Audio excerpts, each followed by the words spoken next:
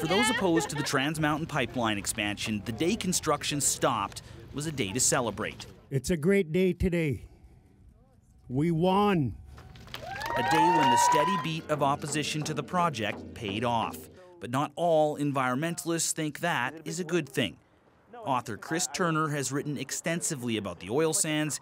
He also ran for the Green Party in 2012. Is it a big win for the actual environment? No, I don't think it's a big one. I think there's some small victories maybe, some near-term victories in terms of coastal marine protection, that kind of thing. Getting better due diligence in place, but a big win on the big issue of climate change, I just don't see it. I don't see a victory here. In the short term, production and emissions from the oil sands will continue to increase with or without the line. And more of it will move through Canada's cities and towns by rail.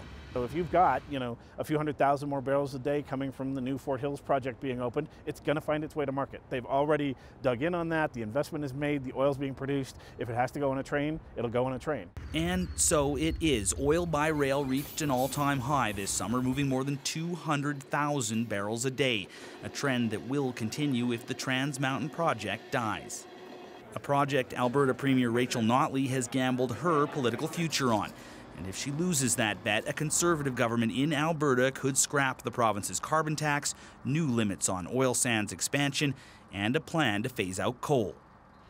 The consequence of it is quite dire. If we change course, the opposition party in Alberta seems to signal that they want to go back to the old days. Those were not good old days.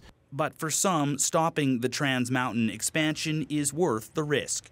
If this pipeline goes through, it will dramatically increase the capacity of the oil sands, and that means new, bigger development in the oil sands at a time when we know that we have to be reducing emissions.